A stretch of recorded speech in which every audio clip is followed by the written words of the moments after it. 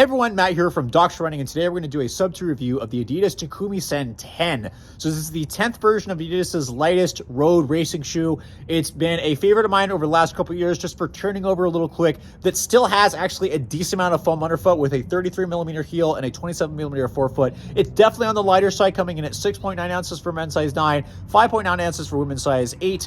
It is a little bit heavier than the previous version. Doesn't feel like it's anything significant. Still feels like it's a great lighter weight shoe to turn over, but it is just a teeny bit heavier. And I suspect it's because the biggest change of this compared to the previous version is they redid the energy rod system. So it's still got that same smooth landing when you land at the really far back at the rear foot. The only difference now is the rods now kind of extend out into the lateral side, and I can really feel this. If I land right here, it feels like it's kind of jamming up into my foot and then pushes me medial really quick. So if you need a shoe that has a little bit of lateral guidance, this is actually going to work really, really well for you. After you get past that, it feels fairly similar. The only difference up front is that I can't feel the rods anymore. In terms of previous versions, felt like the sole was bottoming out a little bit and I could feel the rods. This one, I don't feel them. It feels like they're integrated really well. It's still snappy. It actually feels a little bit stiffer than previous versions, but once you're picking up the pace and running faster, it feels absolutely fine.